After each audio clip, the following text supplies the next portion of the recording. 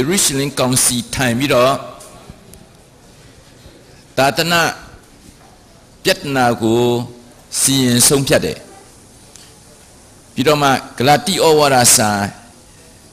ပထမဦးဆုံးသောစာဆောင်ကိုရေးသားခဲ့တယ်ပထမခရီးစဉ်မနေ့ကပြီးသွားပြီအခုဒုတိယခရီးစဉ် AD 49ခုယေရုရှလင်ကောင်စီကနေပြီးတော့သာသနာအငင်းပွားမှုကိုစီရင်ဆုံးဖြတ်တယ်ပြီးတော့မှဂလာတိဩဝါဒစာပထမဦးဆုံးစာဆောင်ကိုရေးခဲ့တယ်အဲ့ဒီယုံကြည်ခြင်းနဲ့ဆိုင်တဲ့အကြောင်းကိုရှင်းပြတဲ့ဂလာတိဩဝါဒစာပညာတရားနဲ့ကြီးစုတော့ကွာခြားတဲ့အကြောင်းပြီးတော့မှဒုတိယခီးစဉ်က50ခုနှစ် AD 50ခုနှစ်စတင်တယ် After they finished the Jerusalem visit and Paul and Barnabas went back to Antioch here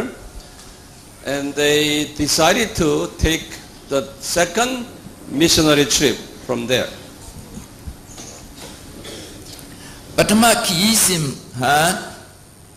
အန်တီယုတ်မြို့ကနေစတင်ပြီးတော့အန်တီယုတ်မြို့မှာပဲပြန်အဆုံးသတ်တယ်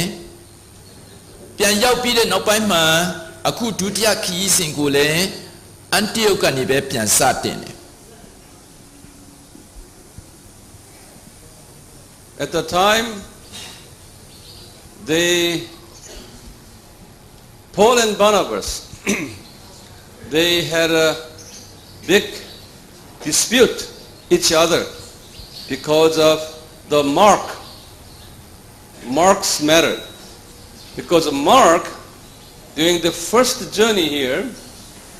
when they arrived this Patmos here, Pergas we call, Mark said, I want to go back home. So Paul was not happy with that. Anyway, Barnabas said, okay, you go back home. So he went back home. Because of that, when they decided to take the second trip, Paul said, I don't want to take Mark with me. But the Barnabas said, we have to take Mark. So they had a disagreement. ပထမခီးစဉ်ဖာကာမြို့ကိုရောက်တော့မှမာကုကအိမ်ကိုလွမ်းတော့အိမ်ပြန်ခြင်းနဲ့လို့ပြောတယ်အဲ့ဒါနဲ့မာကုအိမ်ပြန်တာကိုရှင်ပေါလုကသဘောမတူဘူးတိုးတော်ဗန္ဒဘကပြန်ပါစီဆိုပြီးတော့မာကုအဲ့ဒီမြို့ရောက်တော့သူကအိမ်ကိုပြန်သွားတယ်အခုဒုတိယခီးစဉ်ပြန်စတဲ့အခါမှာဗန္ဒဘကမာကုကိုပြန်ခေါ်ခြင်းတယ်ရှင်ပေါလုကသဘောမတူဘူးဒီတယောက်ကတော်နေချန်လန်တစ်ဝက်ရောက်ရင်သူကပြန်ခြင်းနေဦးမယ်ဒါကြောင့်မလို့သဘောမတူဘူးဆိုတာနဲ့ရှင်ပေါလုနဲ့ဗန္ဒဘတ်ဟာအဲ့ဒီမှာအငင်းပွားတော့တယ် Because of the Mark's issue, Paul and Barnabas separated. ရှင်မာကုတဲ့ကြောင့်အခုရှင်ပေါလုနဲ့ဗန္ဒဘတ်တို့ဟာအတူခီးတွဲသွားလို့မရတော့ဘူးဆိုတာနဲ့ကဲဒါဆိုရင်တို့ခွဲခွာမယ်တဲ့ So Paul, he took Mark with him, went back to Cyprus. And Paul said, I want to take Silas, and I want to go the other way. So that was the time when that is the moment the Bible said that is the beginning of Paul's ministry. Barnabas' ministry finished right here. There's no more mentioning about Barnabas' ministry from that time on. ဗန္ဒဘတ်ကျတော့မာကုကိုခေါ်ခြင်းနဲ့ဘာလို့ဆိုရင်သူ့အမျိုးတော်တာဟုတ်အဲ့ဒါနဲ့မာကုကိုခေါ်ပြီးတော့သူကကုပရုကျွန်းကိုပဲတွားလိုက်တော့တယ်အဲ့ဒီကုပရုကျွန်းကိုတွားပြီးတဲ့နောက်ဗန္ဒဘတ်အကြောင်းကိုကျမ်းစာထဲမှာဆက်လက်ပြီးတော့သူ့အကြောင်းမပြောတော့ဘူးရှင်ပေါလုကျတော့ He took မာကုကိုမခေါ်ခြင်းဘူးသူကတိလာကိုပဲခေါ်မယ်ဆိုပြီးတော့ရှင်ပေါလုကတိလာကိုခေါ်ပြီးတော့ဒုတိယခီးစဉ်ကိုတခြားတစ်ဖက်ကနေတွားတော့တယ်ကျမ်းစာမှာရှင်ပေါလုအကြောင်းပဲအဲ့ဒီဒုတိယခီးစဉ်ကိုမှတ်တမ်းတင်တော့တယ်နောက်ပိုင်းသာသနာခီးဒီအားလုံးဟာရှင်ပေါလုဟာခေါင်းဆောင်ဖြစ်သွားတော့တယ် So from that time on, the second journey started, which is chapter 15, 36 to 18:22. That's the second journey. အခန်း36ကနေစပြီးတော့သာသနာခီးစဉ်ဒုတိယခီးစဉ်ကိုစတင်သွားတယ်18 22အထိဟာဒုတိယခီးစဉ်အကြောင်းကိုပြောနေတယ်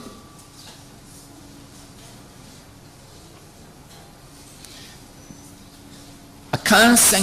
36ကနေ18 22အထိဟာသာသနာခီးစဉ်ဒုတိယအကြောင်းဒုတိယခီးစဉ်ကိုပြောတယ် Paul and Silas, they took off and they arrived Lystra here. The first place they arrived was Lystra, where Timothy was residing there. To meet Timothy, he went direct to Lystra. တိမောသေဟာလုတ္တရမြို့မှာနေတယ်အဲ့တော့လုတ္တရမြို့မှာရှိတဲ့တိမောသေနဲ့တွေ့ဖို့အတွက်ရှင်ပေါလုသည်သီလနဲ့တွဲပြီးတော့မှလုတ္တရမြို့ကိုအရင်ဦးဆုံးသွားကြတယ် The Saint Paul was a mission strategist, mission manager, mission businessman. This man always was looking for his disciples. ရှင်ပေါလုကြတော့သူကတိတ်ပြီးတော့သူကဝိညာဉ်မျက်စိရှင်တယ်သူကတော့သူ့ရဲ့လက်ထောက်နောက်မျိုးဆက်တစ်မှာဘသူဆက်ပြီးတော့မှသာသနာအမှုကိုဆက်လက်လှုပ်ဆောင်မလဲဆိုတာကိုသူကမျိုးဆက်တစ်ကိုပြုစုပြောထောင်ဖို့အတွက်သူကဦးစားပေးတယ် So when he met Timothy during the first missionary journey, the Holy Spirit told Paul that you pick up that young boy, he will be your good disciple. So he heard that. ပထမခီးစဉ်တော့ရှင်ပေါလုဟာတိမောသေနဲ့တွေ့ကြတဲ့ကတန်ရှင်သောဝိညာဉ်တော်ကသူ့ကိုပြောပြီးပြီဒီလူငယ်ဟာစိတ်ချရတဲ့လူငယ်နောက်မျိုးဆက်တဲ့အတွက်ခေါင်းဆောင်ဖြစ်လိမ့်မယ်ဆိုတာဝိညာဉ်တော်ကသူ့ကိုဖွင့်ပြတဲ့အတွက်ကြောင့်သူဟာအဲ့ဒီတိမောသေကိုသူကနောက်မျိုးဆက်အတွက်ခေါင်းဆောင်ဖြစ်သူကပြုစုပြောထောင်ခဲ့တယ် Timothy was half Jewish man. His mother is Jewish, but father was Greek man. တိမောသေရဲ့မိခင်ကတော့ဂျူးလူမျိုးဖြစ်တယ်သူ့ဖခင်ကျတော့ Greek လူမျိုးဖြစ်တယ် Greek ဆိုတာဟေလတလူမျိုးဖြစ်တယ် This boy has a very spiritual tradition in mother's side. His grandmother, Lois, was a woman of prayer. And his mother, Eunice, was a woman of prayer too. သူ့ရဲ့မိခင် Eunice နဲ့သူ့ရဲ့အဖွား Eunice, no, Lois. Lois is a grandmother. အဲ့ဒါသူ့ရဲ့အဖွားဖြစ်တယ်လောယီဟာသူ့ရဲ့အဖွားဖြစ်တယ် တိတ်ပြီးတော့မှဖယားတရားကြည်ညိုပြီးတော့ဖယားတရားမှအမတန်မွေ့လျော်တဲ့အဖွားဖြစ်တဲ့ဂျူးမျိုးနွယ်ထဲကအဖွားရဲ့အမွေအနှစ်ကိုတိမောသေကရရှိခဲ့တယ် So some of you grandmothers and mothers, your grandson will be a Timothy. အဲ့တော့ဒီမှာမိခင်နေတနေ့တင်တို့ဟာအဖွားဖြစ်လိမ့်မယ်အဲ့တော့တင်တို့ဟာအဖွားဖြစ်တဲ့အခါမှာတင်တို့ရဲ့မြေတိမောသေလိုမျိုးမြင်ရဖို့အတွက်ယုံကြည်မျှော်လင့်ထားပါ Timothy's father was a Greek man, was not a good believer, but mother was a good believer. တိမောသေရဲ့ဖခင်ကတော့ဟေလတလူမျိုးဖြစ်တဲ့အတွက်ကြောင့်သူဖခင်ကတော့သူ့မိခင်လောက်ယုံကြည်အားကြီးခြင်းမရှိဘူးတို့တော့သူ့မိခင်နဲ့ဖွားဟာအသက်ရှင်တဲ့ထာဝရဘုရားပေါ်မှာယုံကြည်အားကိုးခြင်းမှာစိတ်အားကြီးသောသူများဖြစ်တယ် Because of two ladies, grandmother and mother, the Timothy became later he was a successor of Saint Paul. After Paul died, he was a successor of Paul. ဒီအလုံးပဲဘုရားတရားကြည်ညိုတဲ့မိခင်နဲ့အဖွားကြောင့်တိမောသေရဲ့ယုံကြည်ခြင်းဟာလေအသက်ရှင်တဲ့ဘုရားပေါ်မှာသူဟာစိတ်အားကြီးတဲ့လူဖြစ်တယ်သစ္စာရှိတဲ့လူဖြစ်လာတယ်ရှင်ပေါလုတည်ပြီးတဲ့နောက်တိမောသေဟာရှင်ပေါလုရဲ့ယုံကြည်ခြင်းအမွေကိုဆက်ခံရရှိသူဖြစ်တယ် So you mothers here, you are very, very important for your children's well-being. ဒါကြောင့်မလို့ဒီမိခင်တို့အဖွားတို့တင်တို့ရဲ့ယုံကြည်ခြင်းဘုရားသခင်အပေါ်မှာရှိတဲ့အာကိုခြင်းချစ်ခြင်းဟာဆိုရင်တားမြည်ဒီအပေါ်မှာအမွေပေးဖို့အလုံးကောင်းတဲ့အမွေဖြစ်ပါတယ်အာမင် So from that time Timothy was following Saint Paul. အဲ့ဒီငယ်ငယ်ရွယ်ရွယ်အချိန်ကလေးကတိမောသေဟာအမတန်စိတ်အားကြီးပြီးတော့ဘုရားကိုချစ်တယ်ဘုရားကိုကြောက်ရွံ့နဲ့ရှင်ပေါလုရဲ့ဘေးနားမှာအမြဲတမ်းသူကလိုက်ပါနေတယ် So that is the year Timothy joined Paul was AD 50 here. တိမောသေကရှင်ပေါလုနဲ့တွဲဖက်တဲ့ခုနှစ်ကAD 50ခုနှစ်မှာစတင်ပြီးတော့တွဲဖက်တယ် Later when Paul died, there was you don't have to write here, when he died at 68. So 18 years Timothy had followed Paul before Paul's death. ရှင်ပေါလုက68ခုAD မှာ AD 68မှာတည်ဆုံးသွားတယ်ဒါကြောင့်မလို့တိမောသေဒီရှင်ပေါလုနဲ့16နှစ်လုံးတွဲဖက်ပြီးတော့တာသနာအမှုကိုထမ်းဆောင်ခဲ့တာကိုတွေ့ရတယ် It's been my prayer that once I have my disciples with me, I was asking God that God, would you send me my disciples like a Timothy who would never change, following me until I die. ကျွန်တော်ဟာအဲ့ဒီတိမောသေရဲ့အသက်တာမျိုးကိုအမတန်ပဲဖျားပေါ်မှာတစ္ဆာရှိတယ်ဖျားသခင်ကိုလည်းယုံကြည်အားကိုးတတ်တဲ့ဒီလိုတိမောသေမျိုးကိုကျွန်တော်တွေ့တဲ့အခါမှာဖျားကိုကျွန်တော်ဆုတောင်းတယ်ဖျားသခင်ကျွန်တော်ကိုလည်းပဲဒီလိုဖျားကိုချစ်တယ်သစ္စာရှိတဲ့တိမောသေမျိုးကျွန်တော်ကိုပေးပါကျွန်တော်ရဲ့အသက်ကုန်ဆုံးသည့်တိုင်အောင်ဖျားသခင်ရဲ့သာသနာမှုထဲမှာအတူလက်တွဲလုပ်မဲ့သစ္စာရှိတဲ့တိမောသေကျွန်တော်ကိုပေးပါလို့ကျွန်တော်ဆုတောင်းတယ် After Timothy joined Paul, Paul's life was not a good life. Up and down. He'd been in prison. He got beaten about to death. up and down, up and down. Many people followed, who had been following Paul, they left. But Timothy was the very few disciples who kept on following him until Paul died. ရှင်ပေါလုရဲ့သက်တာဟာအစဉ်ပြေတဲ့သက်တာမျိုးနဲ့သက်တာတဲ့သက်တာမျိုးနဲ့သူရှင်ရတာမဟုတ်ဘူးရှင်ပေါလုဟာသူ့ရဲ့သက်တာအမှန်တန်ခက်ခဲတယ်ဖန်ဆီးခံရတယ်အချုပ်ထဲကြတယ်လူတွေသူ့ကိုနှင်ထုတ်တယ်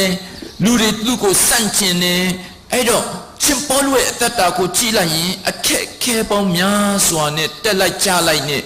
ကြုံရတယ်ဒါကြောင့်မလို့ရှင်ပေါလုအနားမှာမနေရဲပဲနဲ့ရှင်ပေါလုနဲ့ခွာသွားတဲ့ယုံကြည်သူတွေအများကြီးရှိတယ်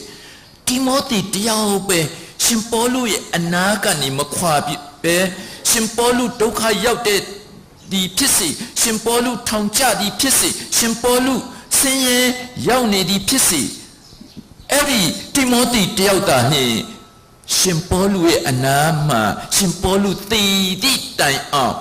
သစ္စာရှိစွာရှင်ပေါလုနဲ့လက်တွဲပြီးတော့တာသနာအမှုကိုထမ်းဆောင်ခဲ့တယ် See,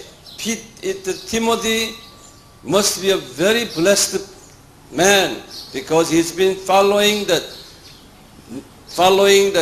very, very godly man, Paul, while the others has left, but this man kept on following him. So I'm sure that when we will see in heaven, he must be in very high position in heaven. ရှင်ပေါလုဟာဘုရားသခင်ပေါ်အလုံးပဲသူကချစ်ကြည်ညိုသောသူဖြစ်တယ်ဘုရားသခင်နဲ့လည်းပြည့်ဝသောသူဖြစ်တယ်ရှင်ပေါလုဟာတိုးတော်သူဟာတစ်ချိန်လုံးဒုက္ခအခက်အခဲအကျဉ်းထောင်ကြခဲ့ရတယ်အဲ့တော့တိမောသေကျတော့ဒုက္ခအခက်အခဲကိုအခြေအနေကို तू ကမကြည့်ပဲနဲ့ဘုရားကိုချစ်တယ်ကြောက်တယ်ဘုရားပေါ်မှာကြည်ညိုတယ်ဘုရားသခင်ရဲ့စကားကိုနားထောင်တဲ့ရှင်ပေါလုနောက် तू ကထက်ချက်မကွာအမြဲတမ်းလိုက်ခဲ့တဲ့အတွက်ကြောင့်ရှင်ပေါလုဟာကောင်းကင်ဘုံမှာဘုရားသခင်ရဲ့ကြီးမားတဲ့ဆုလတ်တွေကောင်းကြီးတွေကိုရှင်ပေါလုခံစားရတယ်လို့တိမောသေလည်းပဲရှင်ပေါလုခံစားရတဲ့ဆုလတ်နဲ့ကောင်းကြီးကိုလည်းသူလည်းပဲထပ်တူထပ်မြခံစားရဖို့ရှိတယ် After Paul picked up Timothy, he continued to travel to Asia Minor area. This is Asia Minor. Remember, I gave you that this is Asia Minor area. ရှင်ပေါလုကတိမောသေကိုခေါ်ပြီးတဲ့နောက်အာရှမိုင်းနာဒေသကိုခရီးနှင်တော့တယ် He planted 8 churches in Asia Minor. အာရှမိုင်းနာမှာရှင်ပေါလုကအသင်းတော်9ပါးကိုတည်ထောင်ခဲ့တယ် Would you open Revelation chapter 2? ဗျာဒိတ်အခန်း1ကိုဖွင့်ကြည့်အောင် Revelation chapter 2. There are 7 churches in Asia. အာရှမိုင်းနာမှာအဲ့ဒီဗျာဒိတ်အခန်း1မှာအသင်းတော်9ပါးကိုဖော်ပြပါတယ် And you just open the Revelation chapter 2 and then you take your map again, your map. Then we will draw where those churches are. ပြီးတော့အခုမြေပုံကိုပြန်ကြည့်ရမယ်ဗျာဒိတ်အခန်း1ကိုဖွင့်ထားပြီးရင်မြေပုံကိုပြန်ကြည့်မယ်အဲ့ဒီအသင်းတော်9ပါးဟာဘယ်နေရာမှာတည်ရှိကြောင်းကိုလေ့လာမယ် Now you go back to your chapter 2 and tell me what is the first church. ပထမအသင်းတော်ကဘာအသင်းတော်လဲ Ephesus. Then you look at me here. ကဲဒီကိုကြည့်မယ်အသင်းတော်ဘယ်နာမှာတည်ရှိတယ်ဆိုတာကြည့်မယ်မြေပုံထဲမှာ Ephesus is here. နံပါတ်ပဲတတ်ဆင်ထားပါနံပါတ်တတ်ဆင်မယ် You just write Ephesus here. Okay? And then, what is the second one? Second church? ဒုတိယအသင်းတော်ကပါလေ Smyrna. စမုရဏအ And သ you င်းတော် look at me. ဒီကိုကြည့်မယ်ဒီကိုကြည့်မယ် Smyrna is right here. စမုရဏအသင်းတော်ဟာအေဖက်အသင်းတော်ရဲ့မြောက်ဖက်နည်းနည်းကြတယ် Would you look at me? Look at me. ဒီကိုကြည့်မယ် Look at me. Because it's the 7 churches, it looks like a number 7 like that. So our churches will be like this. And what is the next? ခုနှစ်အသင်းတော်ခုနှစ်ပါးရှိတဲ့အတွက်ကြောင့်တည်ရှိပုံနဲ့နံပါတ်ခုနှစ်ပုံတန်နဲ့တည်ရှိတယ် Like that. အဲ့တော့နောက်ထပ်အသင်းတော်တစ်ပါးကသွားတိရ Tuatira is here. သွားတိရပေရကန် And what is the next? တတိယအသင်းတော်ပေရကန်သွားတိရ And in chapter 3, verse 1. Sade. တာတိ Sade. တာတိ And next, ကိလဒေလပိ Philadelphia. And the last one, Laodicea. လောဒိကိ Laodicea. That makes 7. It looks like a number 7 here. အဲ့တော့အဲ့ဒီအသင်းတော်ခုနှစ်ပါးတည်ရှိပုံဟာနံပါတ်ခုနှစ်ပုံတန်ရှိနေတယ်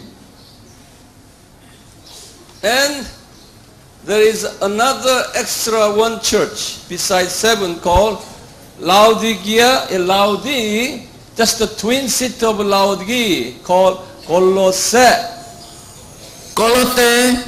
အသင်းတော်ကနံပါတ်8ဖြစ်ပါတယ်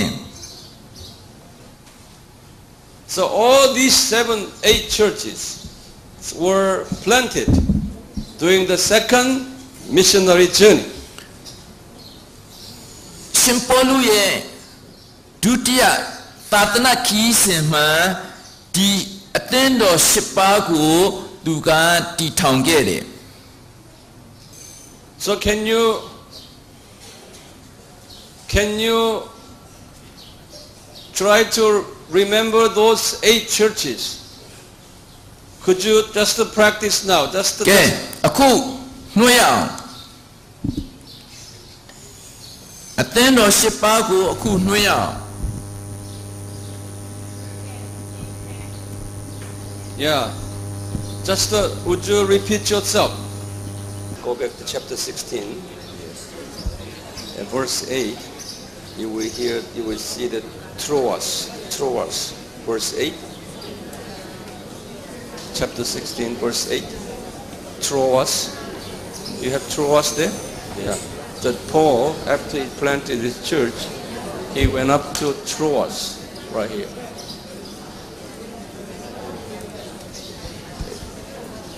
And from here, he was going to go back to Asia and go back to Antioch. But over here, Macedonia, he saw Macedonian vision. And God showed him Macedonian vision. Because over here, from this one and this one, this is Asia, this is Europe, dividing line. The Paul was going to, because he's an Asian man, he was reluctant to go Europe, because he was going to go back here. But God showed him Macedonian vision. Macedonians said, come and help us. So he followed that vision. So that was the beginning of entering Europe. Okay, that I will explain.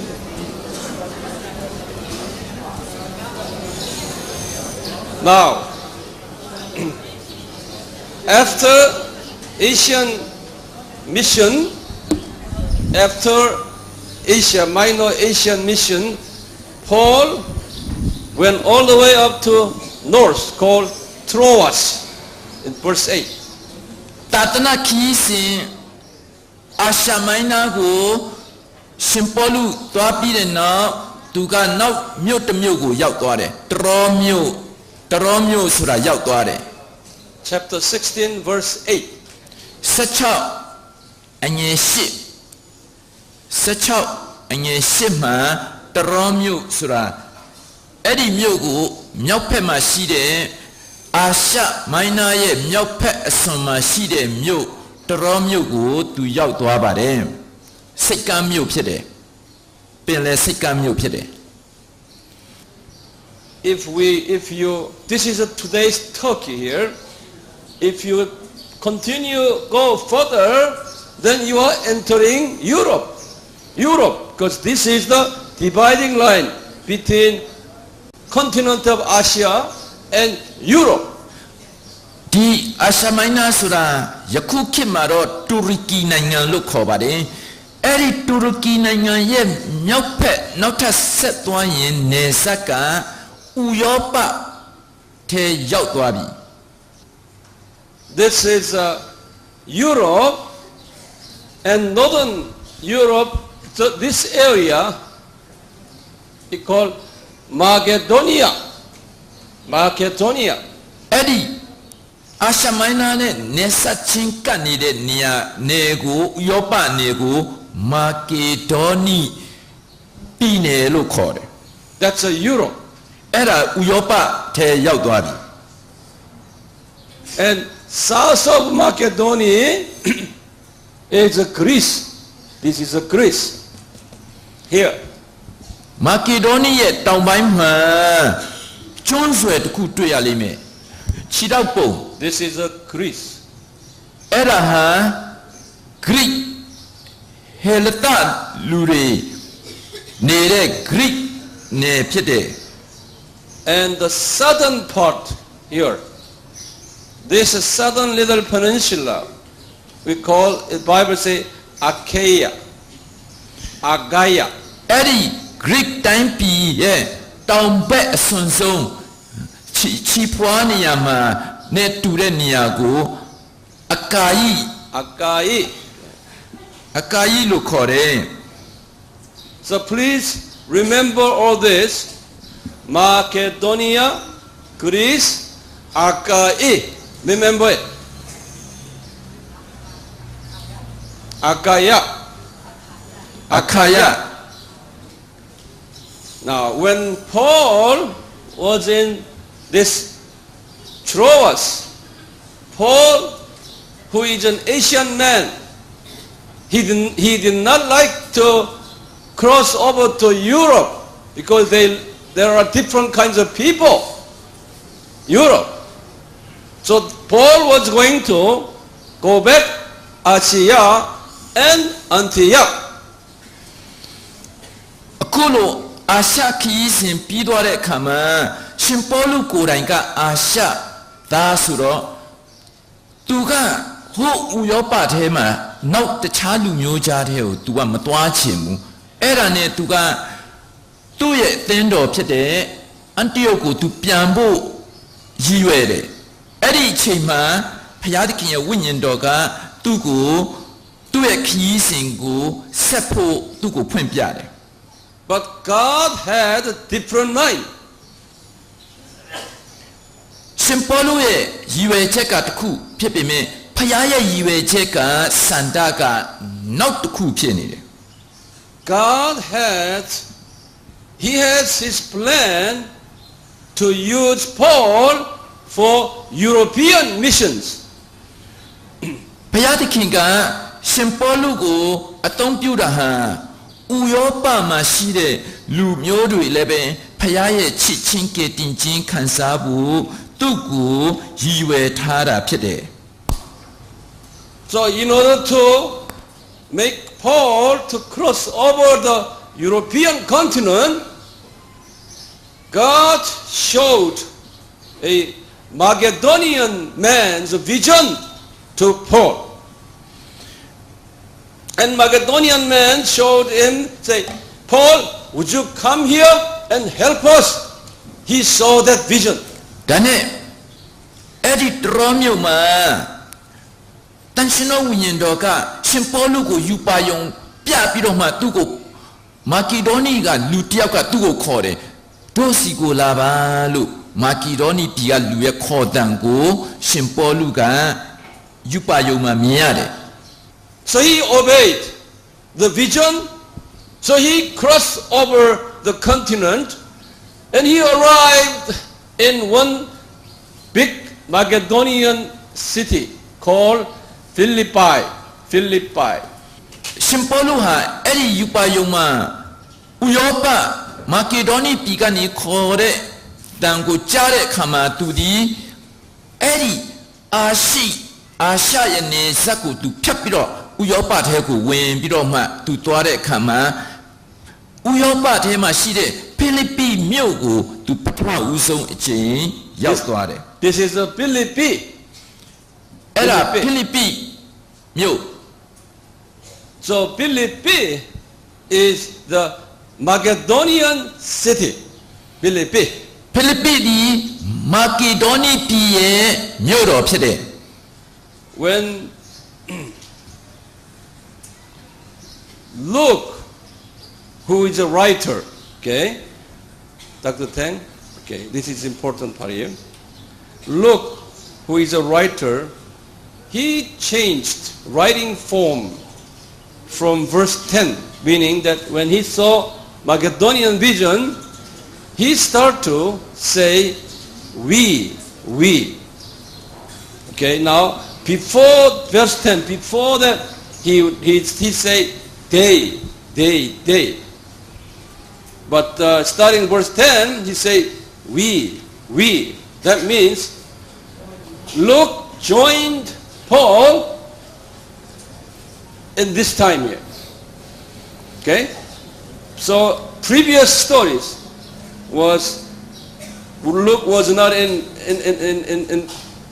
he was not in there. He heard, the Holy Spirit taught him. But now, beginning of this time, Luke joined Paul about the same time as Timothy. Amen. အခန်း16အငယ်30ရောက်လာတဲ့အခါမှာဒီတမန်တော်ဝတ္ထုကိုစာရေးနေတဲ့ရှင်လုကာကသူ့ရဲ့စာရေးတဲ့ဝေါဟာရပြောင်းသွားတယ်ယခင်တုန်းကဆိုရင်ရှင်လုကာကဘယ်လိုရေးတယ်ဆိုသူတို့လို့ပြောတယ်သူတို့ဆိုတာရှင်ပေါလုနဲ့သူတို့ဖြစ်ပျက်တဲ့အကြောင်းကိုတန်ရှင်တော်ဝိညာဉ်တော်သူ့ကိုဖွင့်ပြတဲ့အတိုင်းသူတို့အကြောင်းပြောနေတာဒါပေမဲ့16-10ရောက်တဲ့အခါမှာရှင်လုကာကငါတို့ဆိုတော့ပြောင်းသွားတယ်အတိတ်ဘက်ကအဲ့ဒီဒုတိယခရီးစဉ်မှာတိမောသေကိုရှင်ပေါလုခေါ်တဲ့အခါမှာရှင်လုကာလည်းအဲ့ဒီခရီးစဉ်မှာတပါးဒီသူကလိုက်ပါတဲ့အချိန်ဖြစ်တဲ့အတွက်ကြောင့်အခုဒီအချိန်ကနေစပြီးတော့နောက်ပိုင်းမှာရှင်လုကာပြောတယ်ငါတို့ဆိုတဲ့စကားလုံးသုံးသွားတယ်ဒါဆိုရင်အဲ့ဒီခရီးစဉ်မှာယခုရှင်လုကာဒီရှင်ပေါလုနဲ့တွဲဖက်ပြီးတော့သာသနာခရီးစဉ်ထွက်နေတယ်ဆိုတာကိုအတိတ်ပဲတက်ရောက်တယ် Saint Luke is the same man like Timothy, who had followed Paul until Paul's death. ရှင်လုကာဒီရှင်မာကုကဲ့သို့ပင်ရှင်ပေါလုတည်တဲ့68ခုနှစ်အထိ AD 68ခုနှစ်အထိဒီခရီးစဉ်သာသနာခရီးစဉ်တခြားလုံးမှာသူတို့ကရှင်ပေါလုနဲ့တွဲဖက်ပြီးတော့နေတယ်ရှင်ပေါလုဒုက္ခရောက်ထောင်ကျဆင်းရဲခြင်းနဲ့ကြုံတွေ့ဒီရှင်လုကာနဲ့ရှင်မာကုဟာ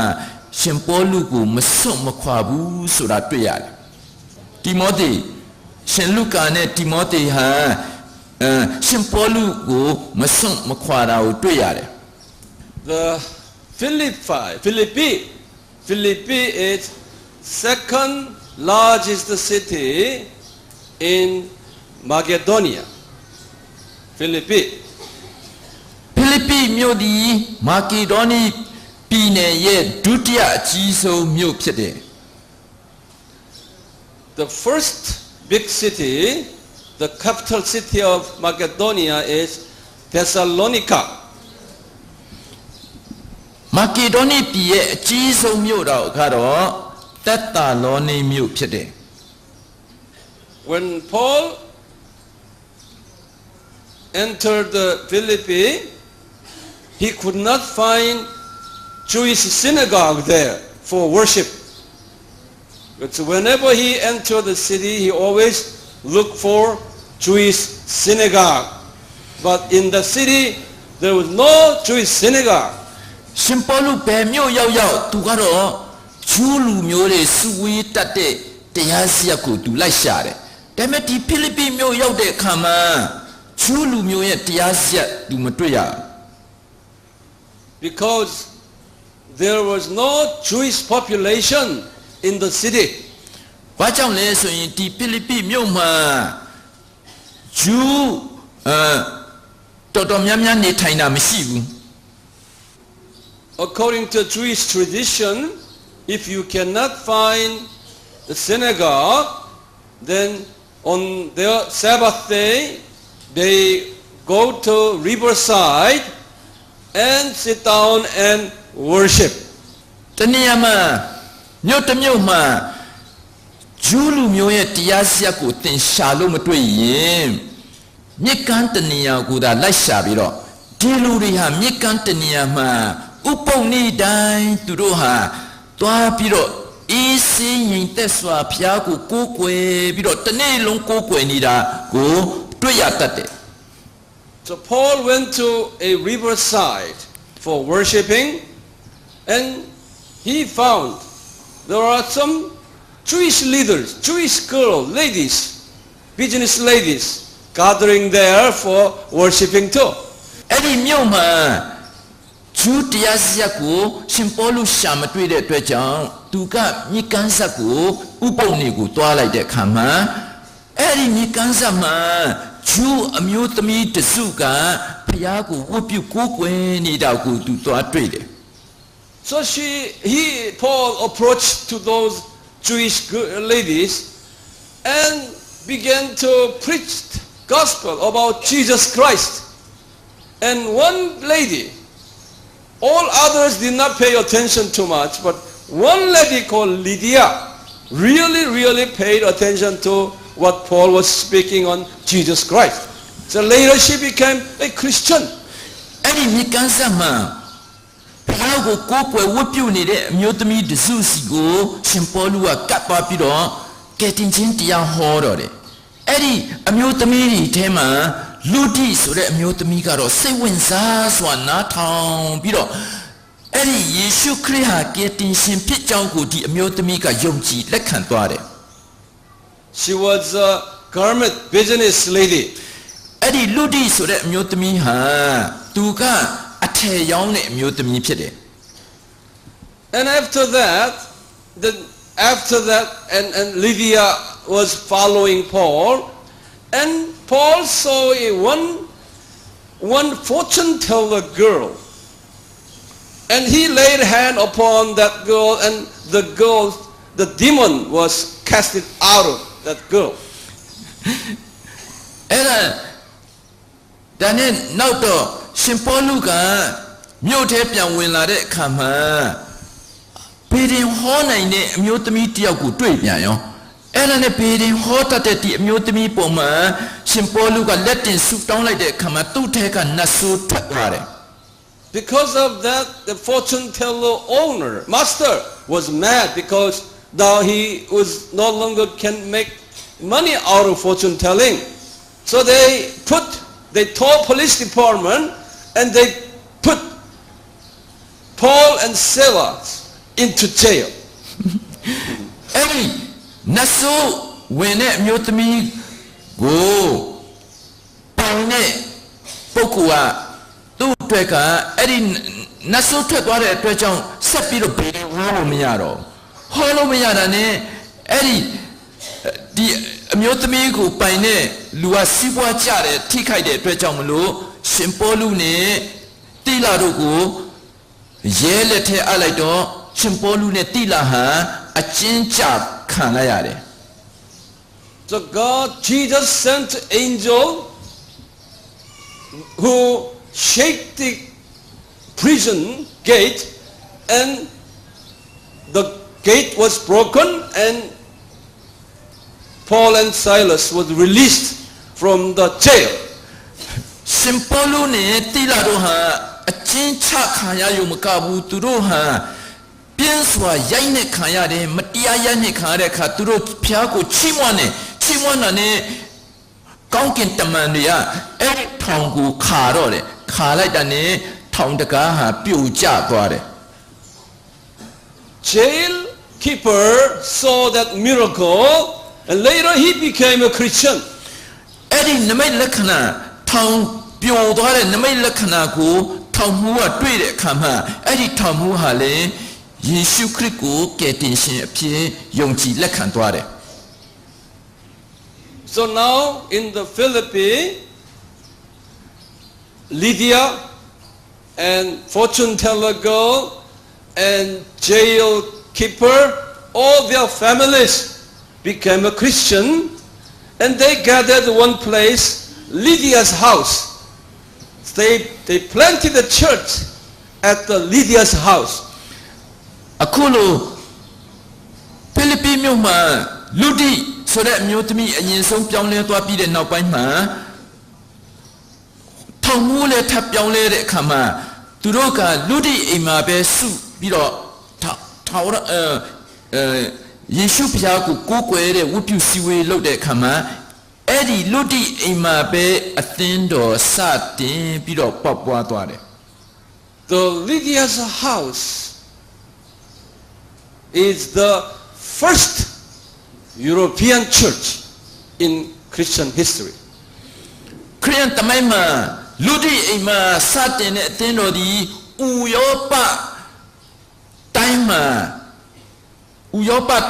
အရင်ဆုံးစတင်တဲ့ဥရောပအသင်းတော်ပဲဖြစ်တယ် After Paul left the city, Lydia was the senior pastor of the church. So Lady was the first senior pastor of a European church. Amen. ရှင်ပေါလုအဲ့ဒီမြို့ကနေထွက်ခွာသွားပြီးတဲ့အခါမှာလူတီဒီအဲ့ဒီအသင်းတော်ရဲ့သင်းအုပ်ဖြစ်လာတယ်အဲ့တော့ဒါအမျိုးသမီးသင်းအုပ်ဆိုတာအဲ့ဒီမှာဒီဥရောပမှာပထမဦးဆုံးစတင်တာဟာလူတီအိမ်ကပဲဖြစ်တယ် So that was all happened around here, AD 50. AD 50 here. ဒီအရာတွေအလုံးဟာ AD 50ခုနှစ်မှာဖြစ်ပျက်ခဲ့တယ် Later, when Paul was in prison in AD 60 through 62, later, he was in prison in Rome here, later here. The Philippi church is the only church they sent the offerings to Paul who was in prison. AD 60ခုနှစ်မှာရှင်ပေါလုဟာယောမမှာထောင်ကျခဲ့တယ်ယောမမှာရှင်ပေါလုထောင်ကျစဉ်အခါမှာအဲ့ဒီဖိလိပ္ပိအသင်းတော်တစ်ခုဒီးတာနဲ့ရှင်ပေါလုထံ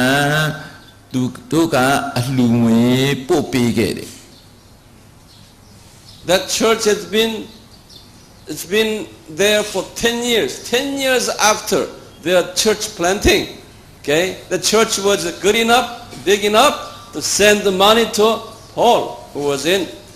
prison. ဖိလိပ္ပိအသင်းတော်စတာဟာ AD 50ခုနှစ်ကစခဲ့တယ်အခု AD 60မှာသူဒီထောင်ကျနေတဲ့ရှင်ပေါလုစီကိုယောမမြို့သို့သူတို့ကအလှူငွေပေးပို့ခဲ့တယ်ဒါအသင်းတော်ကြီးထွားတိုးတက်ပြီးတော့မှသူတစ်ပါးကိုကူညီနိုင်တဲ့အဆင့်ကိုရောက်သွားတယ်ဆိုတာတွေ့ရတယ် Paul appreciated so much for Philippi church for carrying him. So he wrote a letter to Philippi from the prison. That is the letter to Philippi. Amen. အဲ့ဒီဖိလိပ္ပိအသင်းတော်ကနေပြီးတော့မှထောင်ကျနေတဲ့ရှင်ပေါလုစီအလူငွေပေးပို့တဲ့အခါမှာရှင်ပေါလုကသိဝမ်းသာကျေးဇူးတင်ပြီးတော့အားရလွန်အားကြီးလို့ထောင်ထဲကနေသူကစာတစ်စောင်ကိုဖိလိပ္ပိအသင်းတော်တို့ပြန်ပြီးတော့ရေးသားပေးပို့ခဲ့တယ် Are you following me okay? Eh? I try to show you drama. All other churches, such as Thessalonica, Corinthians, Ephesian churches, all those churches, when they sent money to Paul, the churches were complaining about Paul's spending. So Paul was very uncomfortable receiving monies, church offerings from those churches. But the only church, the Philippi church, never gave him any complaint. They always send money and say, just use that money for your own. Okay? We don't want to check where you spend money, such like that. ဖိလိပ္ပိအသင်းတော်တပါးသာနှင့်ရှင်ပေါလုစီကိုအလှူငွေပေးတဲ့ခါတိုင်းသူ့ကိုလူအပ်တဲ့နေရာမှာသုံးပါဆိုပြီးတော့ရှင်ပေါလုကိုဘယ်တော့မှဒီအလှူငွေကိုဘယ်နေရာမှာသုံးတယ်ဆိုတာကိုသူ့ကိုပြစ်တင်ခြင်းစစ်ကြောခြင်းမရှိဘူးအခြားအသင်းတော်တွေကြလို့ရှိရင်တော့ရှင်ပေါလုကိုညှင်းယူတယ်ပြစ်တင်တတ်တယ် So the Philippi church is the church that Paul loved so much. That's a special church for Paul. ဒါကြောင့်မလို့ရှင်ပေါလုဟာဖိလိပ္ပိအသင်းတော်ကိုသူကအခြားအသင်းတော်ထက်ပိုပြီးတော့မှသူကကျေးဇူးတင်တယ်အဲ့ဒီအသင်းတော်ကိုသူချစ်တယ် Okay. After Philippi, he continued to travel down to south, arriving here in Thessalonica, which is the capital city of Macedonia. ဖိလိပ္ပိအသင်းတော်ကနေပြီးတော့ရှင်ပေါလုကခရီးပြန်ထွက်ခွာလာတဲ့အခါမှာတောင်ဘက်ကိုထွက်ခွာလာတယ်ပင်လယ်ကမ်းခြေမှာရှိတဲ့အကြီးဆုံးသက်တာလောနီမြို့ကိုရောက်ခဲ့တယ်အဲ့ဒီမြို့ဟာမာကေဒေါနီပြည်ရဲ့အကြီးဆုံးသောမြို့တော်ဖြစ်တယ် But the Thessalonican Christians, the church, were not like Philippi. I am entering chapter 17 here. So they gave Paul very hard time. Paul could not endure with people there. Thessalonians are very tough people. သက်တာလောနီမြို့သားတွေဟာတော်ကိုသူတို့စိတ်မှာကြောတဲ့လူတွေဖြစ်တယ်ရှင်ပေါလုကအဲ့ဒီလူတွေနဲ့ဆိုရင်နည်းနည်းမှအဆင်မပြေခဲ့ဘူး So he could not stay there long. He only stayed there for 3 weeks and he left Thessalonica. သက်တာလောနီမြို့မှာရှင်ပေါလုကကြာမနေဘူး3ပတ်ကလေးနေပြီးတော့မှသူကခရီးပြန်ဆက်တော့တယ် So Thessalonians are, he wrote letter later, 1st and 2nd Thessalonians, because they complained too much. That's why he wrote letter to Thessalonians later. Then after Thessalonians, he went down here, Berea. သက်တာလောနီမြို့ကနေသူထွက်ခွာပြီးတဲ့နောက်ဘေရီမြို့သို့သူဆက်လက်ထွက်ခွာသွားတယ်အဲ့ဒီသက်တာလောနီမြို့သားတွေကအလွန်ညှဉ်းညူပြစ်တင်တတ်တယ်ဒါကြောင့်မလို့သူနောက်ပိုင်းအဲ့ဒီသက်တာလောနီမြို့ကိုသူစာရေးတယ်သူတို့ရဲ့ညှဉ်းညူပြစ်တင်ခြင်းတွေကိုသူရေးသားခဲ့တယ် these Bereans were very, very hungry for the Word of God. So Paul spent good number of days for teaching the Word of God. The Bereans stands for good Bible students. ဘေရိမြို့သားတွေဟာအမတန်ပဲနှုတ်ကပတ်တော်ကိုစာငတ်တော်သူများဖြစ်တယ်။ဒါကြောင့်မလို့ရှင်ပေါလုကသူတို့နဲ့ပို့ပြီးတော့မှအချိန်ယူတယ် After Berea, he went down here, the capital city of Greece, Athens, chapter 17, later part there. အခုဘေရိမြို့ကနေ Chapter ရှင်ပေါလုထွက်ခွာသွားပြီးတဲ့နောက်သူဒီအဲ့ဒီဂရိပြည်ရဲ့အစွန်ဆုံးမှာရှိတဲ့အာသင်မြို့သို့သူရောက်သွားတယ် And after Athens, now he entered the Achaia province here, Achaia, which is chapter 18 now. He arrived at famous city called Corinth. အာသင်မြို့ကနေသူထွက်ခွာသွားပြီးတဲ့နောက်သူဟာအခါယပြည်မှာရှိတဲ့ကောရိန္သုမြို့သို့ရောက်သွားတယ် Corinth is the international harbor city. ကောရိန္သုမြို့သည်ဒီကပ္ပအရရမှာစီးပွားရေးလုပ်တဲ့စိတ်ကမ်းမြို့ဖြစ်တယ် At the time, about 500,000 people lived in Corinth. It's a big city. ထိုခေတ်ကတောင်အဲ့ဒီအမတန်ကြီးတဲ့စိတ်ကမ်းမြို့ကြီးကောရိန္သုမြို့မှာလူ9သိန်းကျော်နေထိုင်နေ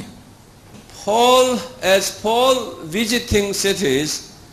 he was thinking of planting a mission center for European missions. He was thinking which city would be his mission center. So he thought the Corinth would be a good candidate city for mission center. ရှင်ပေါလုခရီးသွားတဲ့လမ်းတစ်လျှောက်လုံးမှာသူစဉ်းစားနေတယ်။ဥရောပရဲ့သာသနာမှာဘယ်မြို့မှာသူအခြေစိုက်ပြီးတော့ဘို့ဌာနချုပ်ဘို့ချက်နေရာမှာထားရမလဲဆိုတော့သူစဉ်းစားတဲ့အခါမှာကောရိန္သုမြို့ဟာဆိုရင်နိုင်ငံတကာစိတ်ကမ်းမြို့ဖြစ်တဲ့အတွက်ကြောင့်ဒီမြို့မှာဥရောပသာသနာရဲ့အချက်အချာနေရာဘို့အဖြစ်ထားရင်ကောင်းမယ်လို့သူကစိတ်ကူးမိတယ်